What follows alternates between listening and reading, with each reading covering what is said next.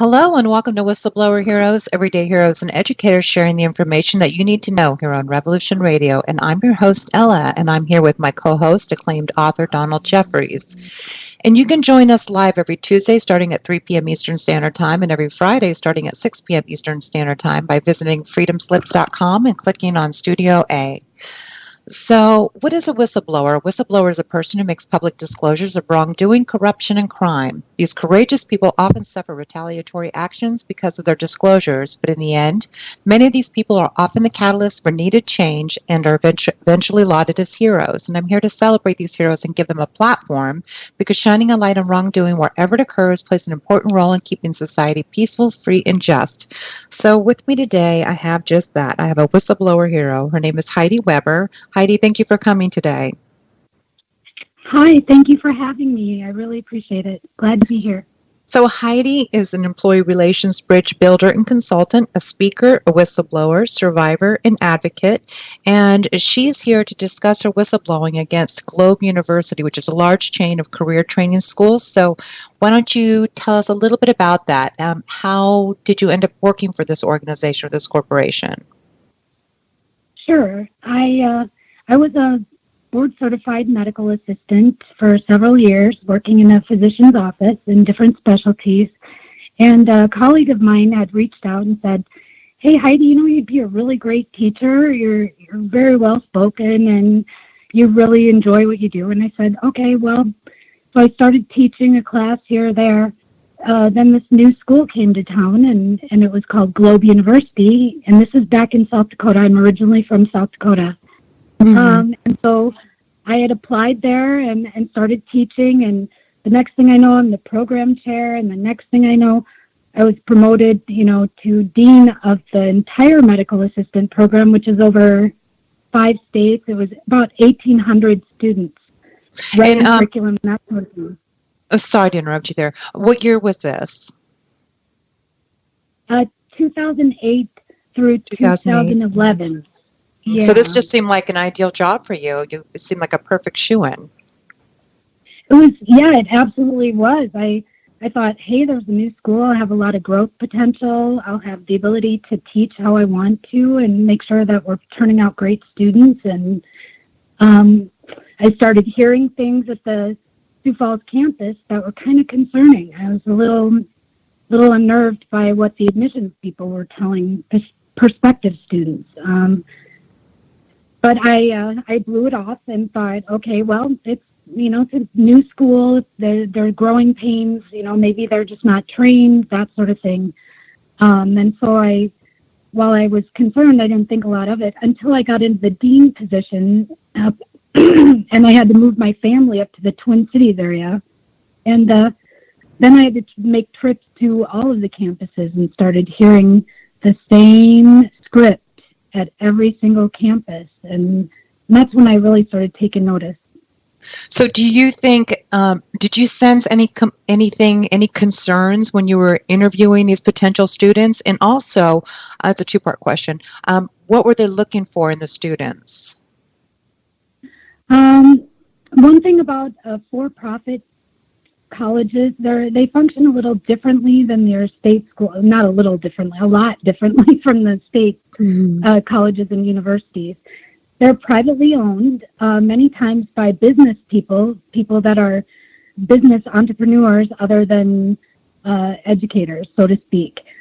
So their leadership chain is a little bit different, and their leadership structure is different. So they're essentially accredited by whoever they want to be accredited by. Now, some for-profit chains actually go the route of becoming regionally accredited, just like the state universities and colleges. But most of them are throwing up shop and they're taking national accreditation, which is they call it a, quote, peer review accreditation. And peer review means that basically one school will accredit another. I see. So that's their accreditation. That said, with that kind of accreditation, they can have whatever admission standards that they like. For instance, at Globe University, they have a admissions test that's called an AccuPlacer, or at least they did when I was there. And I think it was over 99% of people that took that test were admitted. And did I also? And I saw your show. I watched on a Whistleblower show on CBS. It's on Friday nights. That's one of my favorite shows of all times. Of course, I have an affinity for whistleblowers, but in general, I just think even my family enjoys it, and everybody really enjoys it. And I watched that episode you were in, and it was just interesting for me to listen to you speak. And you had mentioned some of the things that were going on that were really starting to cause question and concern. And I noticed that you said that they also look for people who are ex-military because they also can receive funding for colleges. And it seemed like you were very specific. Who exactly were you marketing to, I guess is the best question. Well, there is, how do I put it in an easier way to say it? There's a legislative rule, a federal rule that they call it the 90-10 rule. That means that 90% of your money coming into any kind of state school or any school, private or state, can be federal taxpayer money.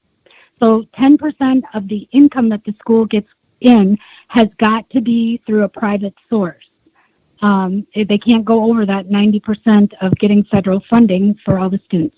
That said, well, most of the students they're targeting in for-profit realm they're people that 100% need federal financial aid. They can't make it otherwise.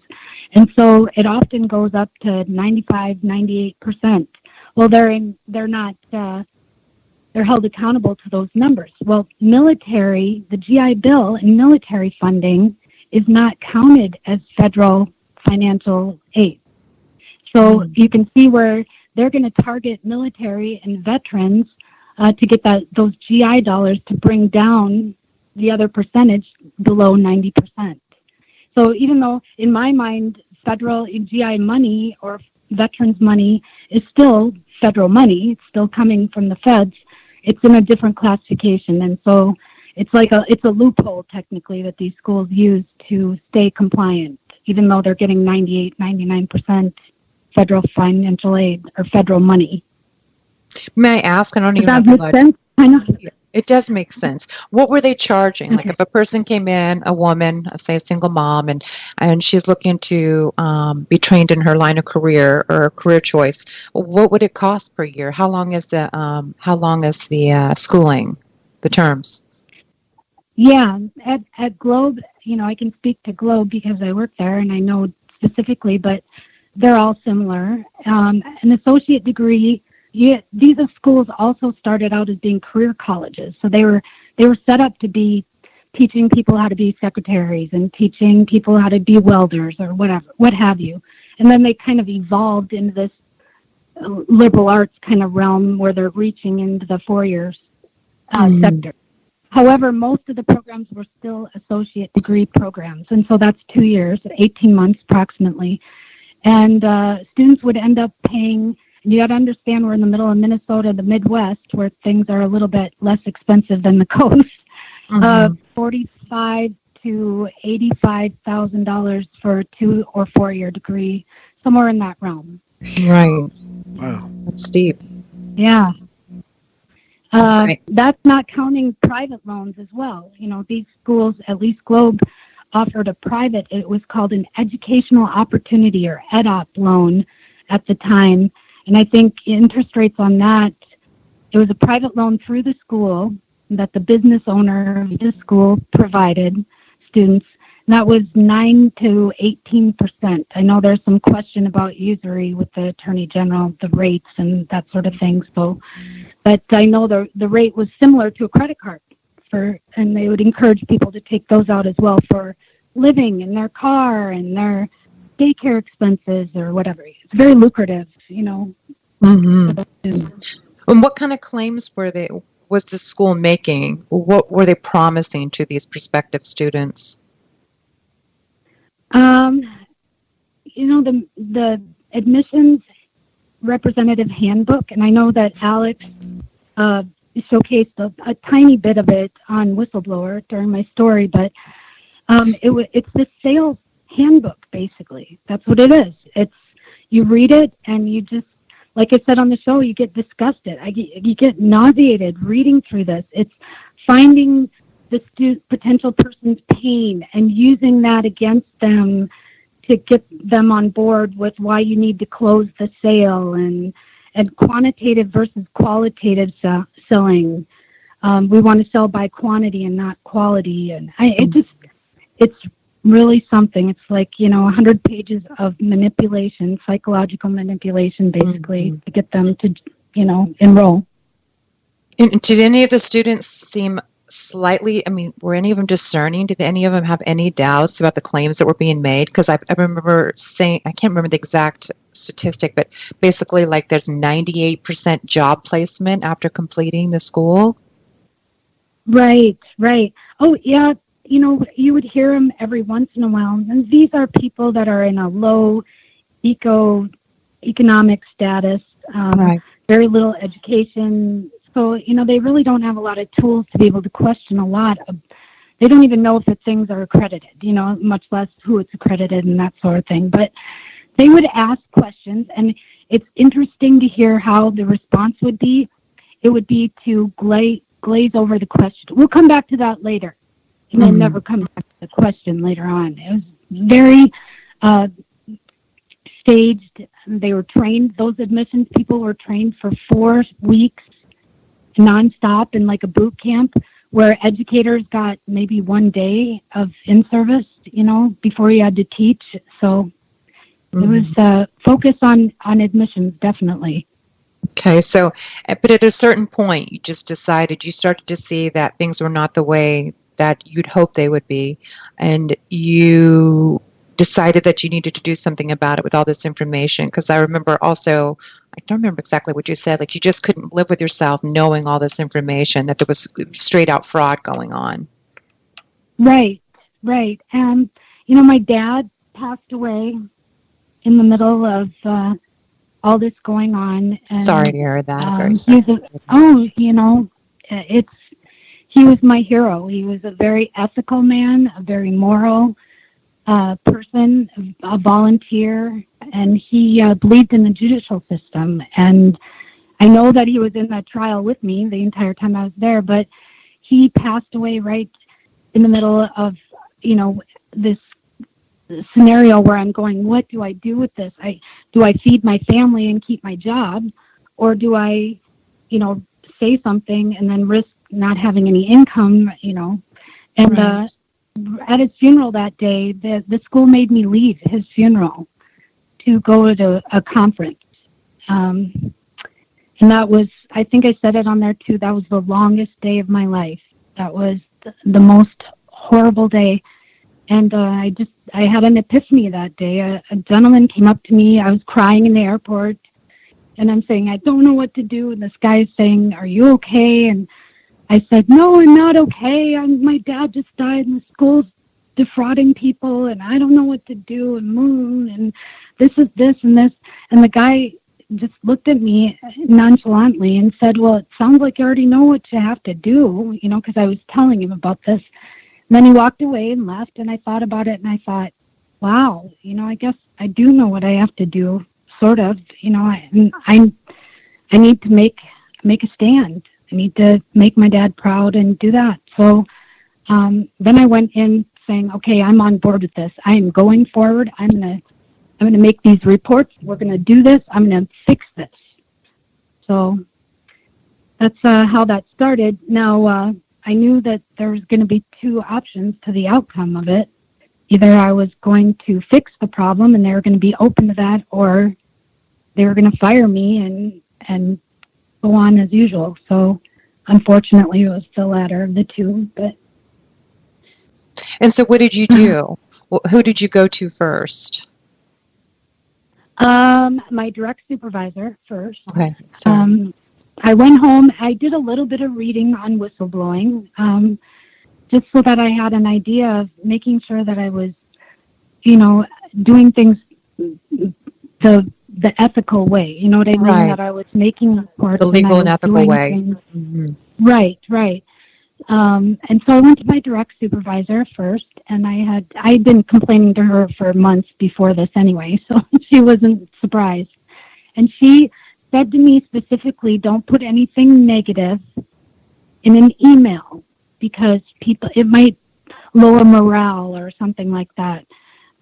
Because I had started writing it down because I wanted to have a paper trail of something, me making these reports and exactly what I was alleging and things like that. So, and she told me don't put it in writing, and she testified to that in trial too. But, and then I went up the chain of command all the way up to the president and the son of the owner. And what was the response to your claims, or what exactly did you say to them? What were your concerns? Every single arm of this school had issues, so to speak, and fraudulent type issues where I believed that they were defrauding people. Now, I'm not a police officer, I'm not an attorney, I'm not a judge. I'm only an educator looking at, okay, if this was my kid, I would be pretty pissed. I'd be upset, that they're being taken advantage of like this. But everything from the admissions process, like I said, no one gets denied, no one gets turned away. Even I had students that couldn't read past maybe a middle school level. I had students that didn't speak English, even to have a conversation with. Students that came from a disabled home, that were being admitted. All kinds of students, and I think I said it on the show too. I had students that couldn't even do like a pulse to add 2-digit number in their head, like 30 plus 30. Right. So that part of it was an issue. Then you have their marketing, arm is way larger than the education arm. And their finance arm is way larger than the education portion. Mm-hmm. And you'd have these faculty that are trying their hardest. I mean, and I have nothing to say about the staff at Globe and MSB. They really had great instructors, but you're fighting to try and teach these people, and you're given no resources, no help whatsoever from the school. Then you have these weird loans that are like credit cards on top of the huge financial debt that you're putting them in for the rest of their life because they can never discharge that. The manipulations behind it, unable to fail students, the transfer of credit ability. None of these credits transfer anywhere, and they'd be telling people that they did, or saying it's up to the institution, these roundabout ways. Textbook publisher contracts, and they'd have these deals with publishers and kinds of things. So, I mean, there's just a lot of different arms of this that is the accreditation. It's you wash our back, we'll wash yours type accreditation, and it's really horrifying to go into all the detail of it. But and what was the response when you went to the various people and the chain of command? Yep. My direct supervisor, basically, she told me not to put anything in writing. Right. She also kind of said she was going to take it further because I was getting more vocal as I went along, because I was getting frustrated that no one was listening to me, or I felt. And then it went up to the compliance officer, who then also ignored me and basically said, oh, you're making a big thing out of nothing type thing, to the provost.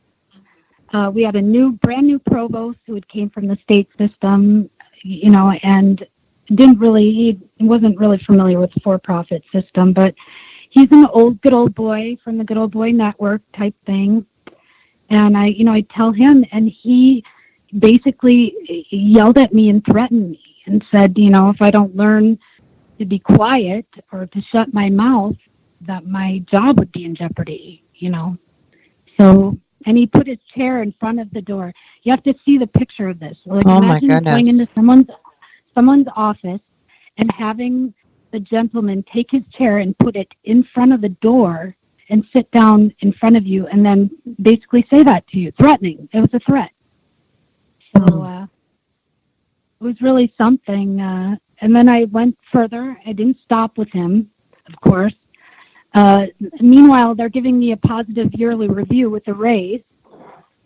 At the same Were you time, I went, conflicted? What were you think? Were you worried? I have so many questions. Like, were you worried about your family? I'm sure you were. You must have been so conflicted. On one hand, you have to take care of your family.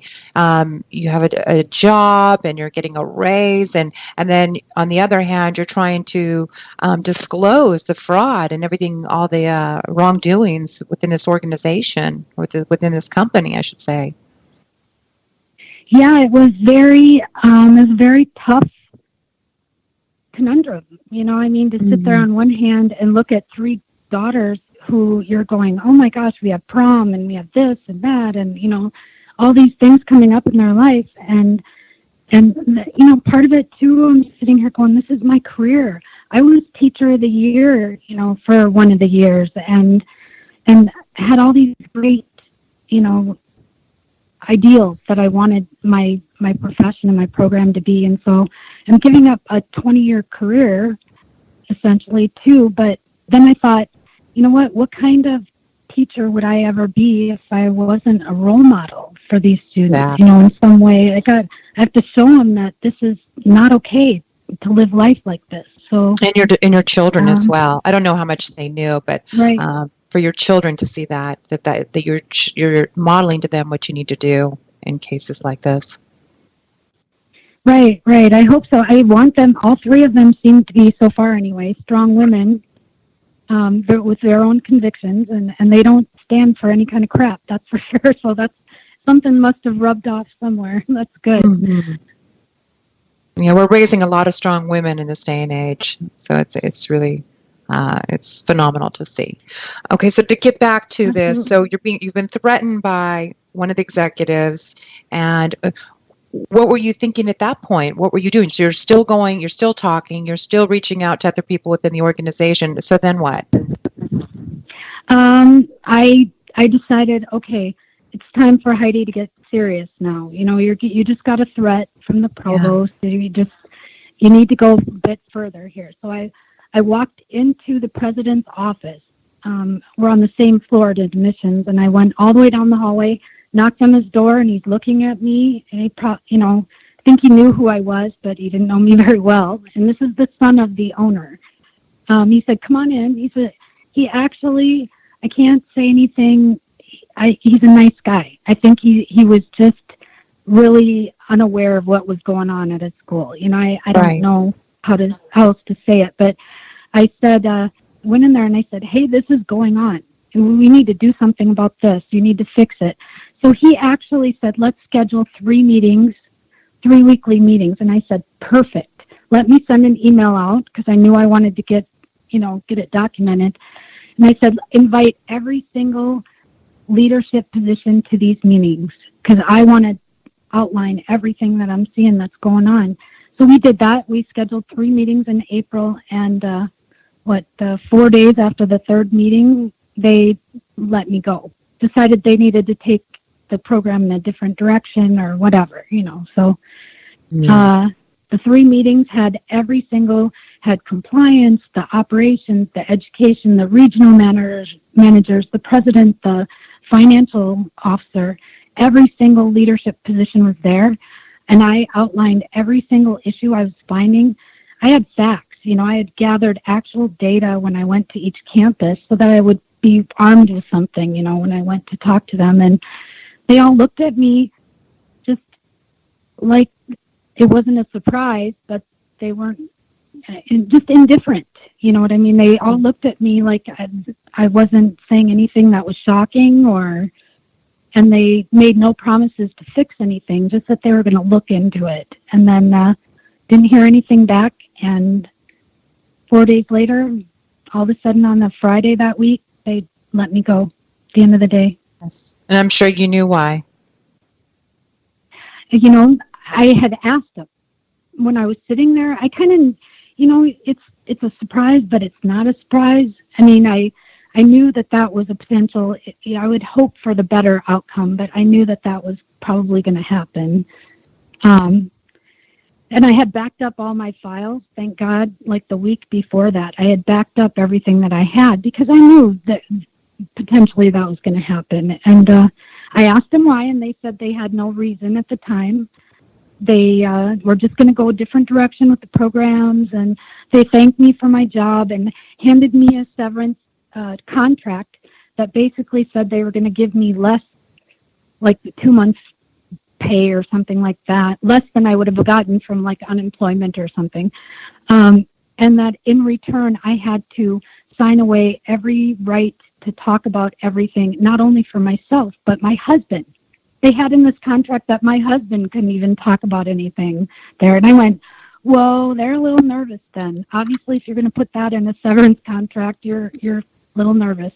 Right. So, Okay. So then, you got fired, and then you came up with a plan. yeah, I went into, I was pretty depressed. I'm for a week sure. there, I think my husband probably, thank God for him. He's like my total rock in this whole situation. He took care of the girls when I was, kind of going through a lot of this stuff, and had my back and supported me. After I got through being sad for a week or so, then I got mad. And so then I went, no, I'm not going to let you do this. I'm not going to let you make me a statistic of, this kind of stuff happening. And so I started contacting attorneys. I went through 3 attorneys who basically told me, well, we can write a few letters, but you'll never win a whistleblower case in Minnesota. It just won't happen. The statutes are too tough. I don't care how much documentation you have.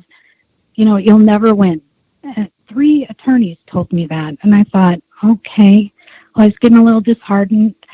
And a friend of mine, I've authored 2 books, 2 college textbooks. And one of the publishers here said, you got to call this attorney. So I called him, and this guy listens to my story, and he says, I represent companies. So I'm not the person for you, but I know the person who would be a great attorney for you. And his name's Clayton Halliman. So I called him up, and ironically, he's in the IDS Tower in Minneapolis, so it's a huge city area, very expensive. And he got on the phone, listened to me for maybe 30 seconds, and said, come down here right now. I went down there, he listened to me again for another 30 seconds and said, yep, I'm taking your case. And, we started that route. So. Okay. He listened to you. Yeah, I saw him too as well on the show. He seems like how many cases had he taken before? I'm just curious. His career as a he's very whistleblower. successful. Oh, yes. Okay. I can't speak to his cases, but he's had some several high-profile cases before. He's very charismatic, brilliant with getting to the truth. During trial, he's very, very brilliant at being able to catch people if they were maybe not being totally honest, that kind of thing. So he's a great attorney, great trial attorney. Okay, so then you had yourself an attorney. Yeah, he's very much interested in justice. I can't say, well, I gotta say, and he probably will laugh if he hears me say it, I didn't have a very high regard of many attorneys, at that point in my life. Most of us. Yeah. Until I met him, and I thought, this guy is what he says he is. He said, I'm not doing this for the money. I'm doing this because I want to, because this is the right thing to do. And so, and he truly did. He's a great partner in that fact. So. Okay, so then now that you had an attorney on your side, you're working with an attorney,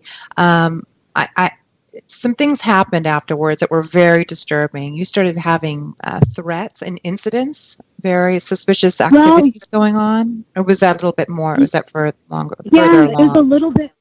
Yeah, that was a little bit further down the line. I didn't know anything about the process of being a whistleblower. How long? I didn't know anything about legal. I'd never been in a courtroom before then. I nothing. And I kept saying to my husband, like they're going to settle this. They're never going to want this to go to trial. Never, ever. That publicity is going to kill them. That even if they were to win, the publicity would still kill them.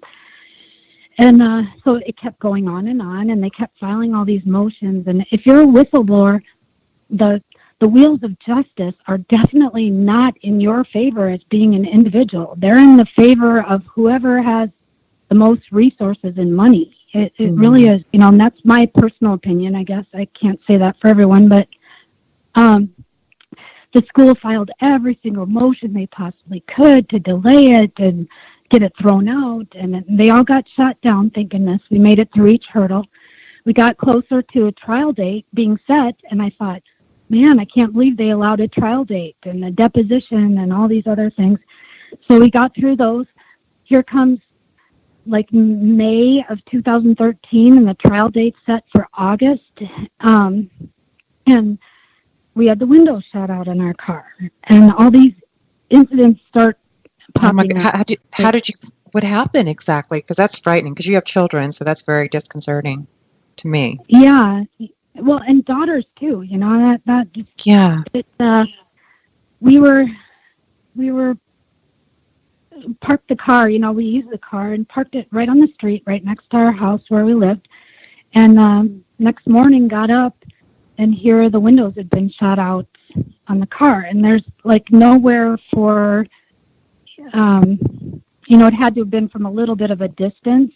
And they must have missed once because they hit the door, but they shot directly at the driver's side, and then it exited out the back window. So it broke 2 windows in the car and nothing else. So we called the police. My husband and I went through the report, and the police officer said, that is kind of odd. And, he took the report down and was going to check it out, but there wasn't any other incidents like that in town. So it wasn't like there was this, menace. Slew of things going on. Right. And even with, living in a fairly safe town that you live in, if it was just that one incident, maybe it was an accident or some teenager or something, but that's not the only incident. Right. So my husband, we had bought a truck for him, and he came home one night from work, in his truck, and went in the house, blah, blah, blah. And, next morning he comes out there and no brakes on the truck. So look underneath, and the brake lines were in half, Oh my goodness. Underneath the truck. So thank goodness he didn't get very far, obviously, before he realized that. But we didn't have that. So that, for them to be completely fine the night before, and then the morning when he goes to work, they're not working, they're cut in half, is a little bit concerning. Then we also imagine had a lot of concerning. And yet this is all like the 2 to 3 months right before the trial. So it's odd because we had not had any incidents before that and nothing after that as well. My daughter got a phone call that said, you better watch out or be careful.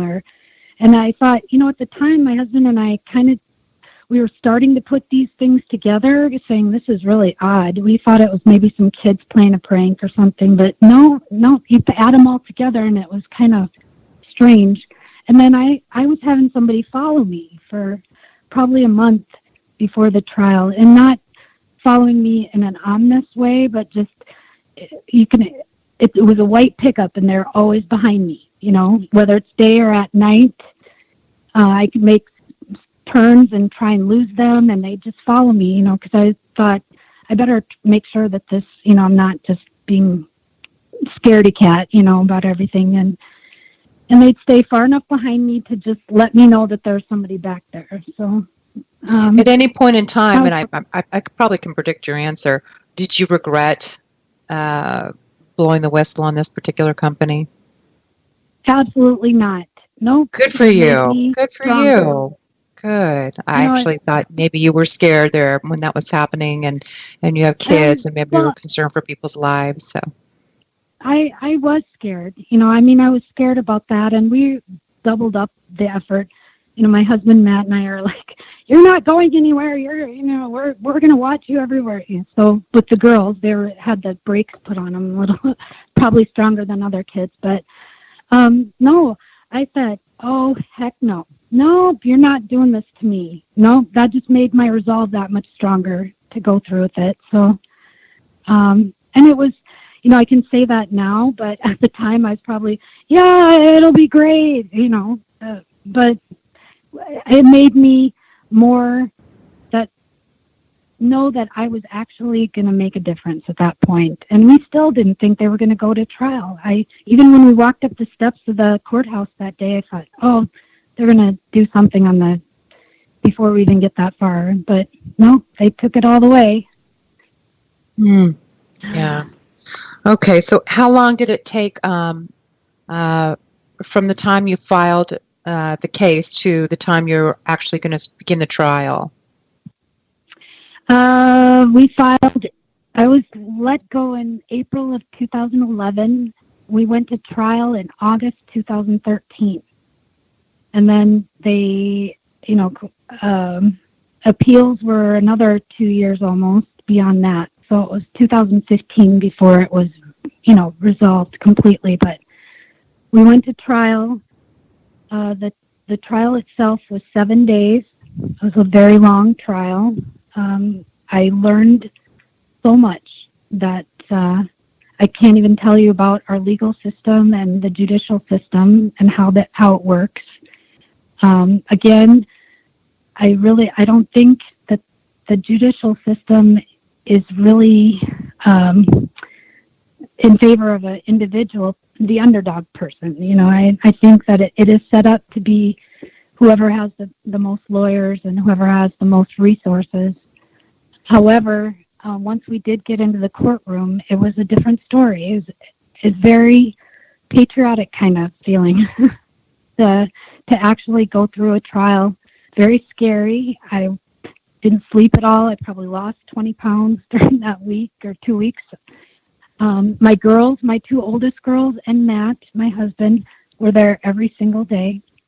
Every day my girls were in the gallery listening to everything. And I was a little bit nervous about that at first because Rob really tried to slash my character. I mean, that was their move, was to try and make me look like I was something horrible, which they tried to do. But I thought, no, it's good for my girls to see that life isn't always easy, and sometimes your fight isn't always an easy one, but it's worth the fight. So. Yeah, they tried to paint it that you were that it was your work that was poor, and that's why you were fired. But meanwhile, you had just had favorable reviews and an increase in salary, which didn't make sense. Right. In fact, it was like the middle of March, and the end of April is when I was terminated. So, and in my performance review, it goes, there's all kinds, like when you have your annual review, it goes through each category and how well you're doing, and it had no areas of improvement. There wasn't anything on there that said she needs to improve any of my work product. The only thing I needed to improve was written down as trust with upper management.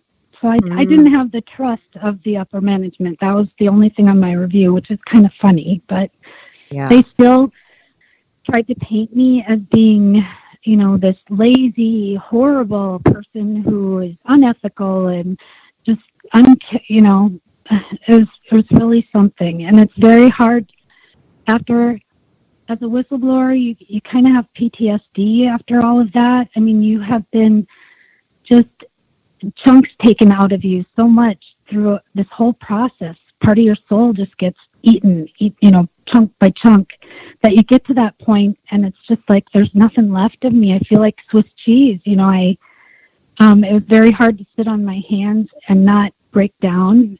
I think I broke down every break that we got. The first 2 days they had me on the stand 8 hours a day for 2 days straight. And, they're going back and forth between my attorney and theirs and mine and theirs. And their attorney was really trying to get at me. And at first I just sat there and went, yes, no, yes, no. We went to break that very first day, and Clay looked at me and he said, now's your time to fight. You better get it together, Heidi, because now I want you to tell your entire story. I want you to tell the truth. want you to answer every question. I want you to fight back a little bit.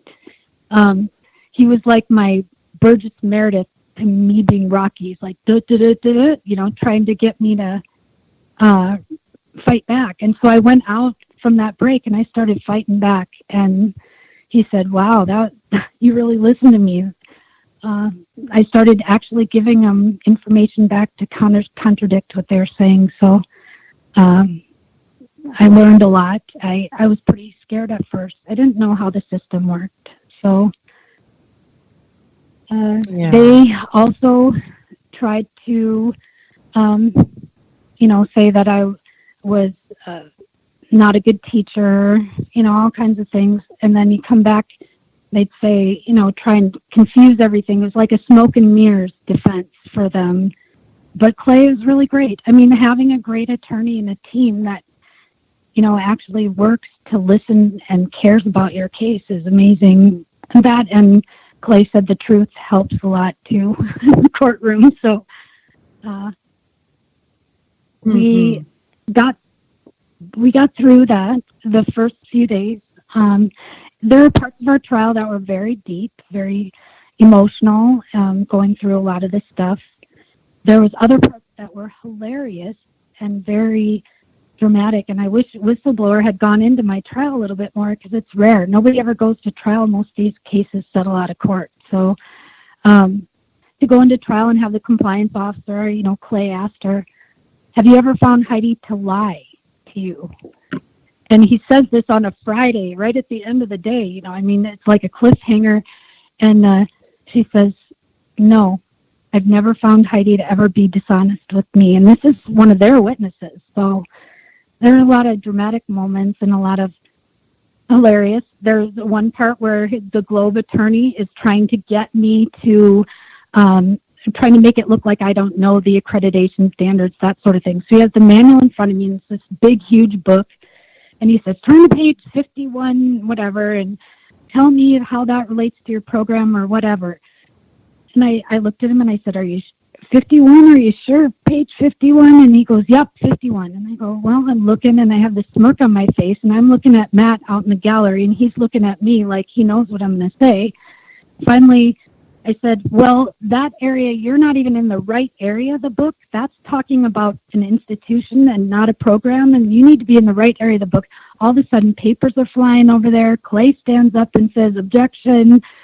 They don't even know my witness has to correct them, So there are a lot of really funny parts to that, too, that I'll never forget. But come to find out, we got through the 7 days, and the jury was very diverse, a lot of women on the jury, and the Globe attorney was kind of attacking me quite a bit, here and there.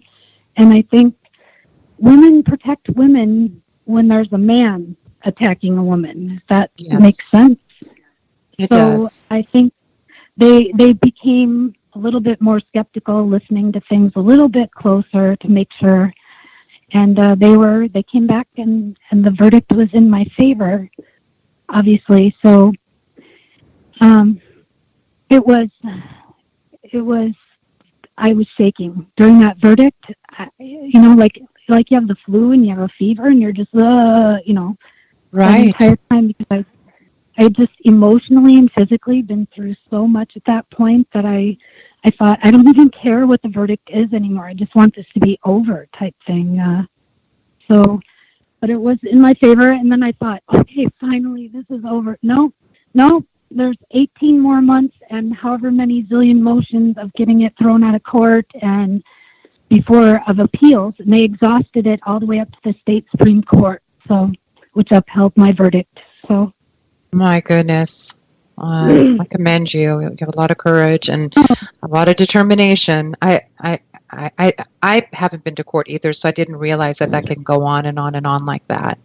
So well, I said it's not how many bites at the apple do people get. Here again, our judicial system, and I get it. You have to have the right to appeal, and I fully support that. But to purposely, try and just you win, but you don't win, because they get more chances to try and throw it out even after you've been through all that. So it was really an eye-opening experience. And I had a lot of students come back. It activated a lot of change. The Attorney General had gotten a hold of me before we went to trial, and she had asked me to come down and with my attorneys, and so we did. And she just said, Heidi, I get 800, I don't remember, I think it was 800 calls a month on these for-profit schools. I wouldn't be doing my job if I didn't investigate what's going on. And so I'm going to use, a lot of your evidence after your trial is over, and I'm going to do my job. And so she did. She totally did. After my appeals were exhausted for them, the Attorney General of Minnesota took Globe and their There you go. Yeah, you were the catalyst for needed change. That's what I always say. Sometimes, whistleblowers are the catalyst for needed change. Right. Well, so, Globe would argue that I'm not, that it had nothing to do, but it really did, because there are a lot of those things that are similar in the two cases. So, and I was subpoenaed to testify in the Attorney General's case too. So, and I was happy to. I was glad at that point to do that for them, and they were successful. They were found guilty of fraud, I believe, in that actual case. So, and now the schools are all shut down. They are no longer in existence, except for their sister school, which is called Broadview University, and that's still open in Utah and still functioning. So, with the same. Well, maybe they're on their toes. So, sorry, I keep interrupting you there. Well, no, but yeah, I hope for that, Ella. I really do. I know that they have a lot of the same leadership, and so that gives me great concern. But I think people are getting smarter too. I think a lot of students are getting more savvy to this whole. We used to joke, if there's a commercial for your college that's on during Jerry Springer or during Maury, you may want to,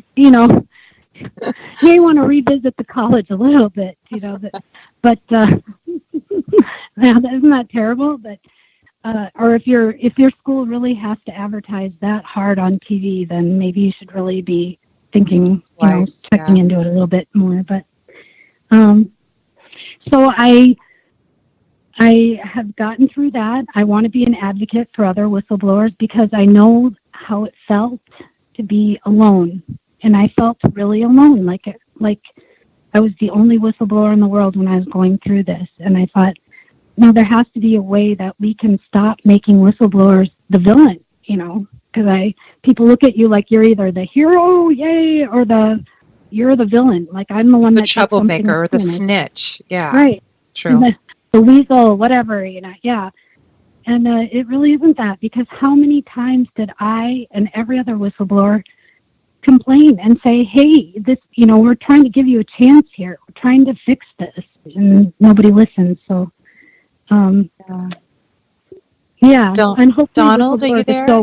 Yeah. It's first of all an amazing story, Heidi, and obviously as someone who writes a lot about corruption like I do, and I have had personal experience with what I call our injustice system. And first of all, hats off to you for finding a lawyer that was interested in justice, because they are an extremely rare breed. Most lawyers are not interested in justice, and so that's wonderful you had an advocate like that. And for not only do I admire you for risking your family and having that awful incident with the windows being shot out and having little kids. I mean, that would frighten most people into submission.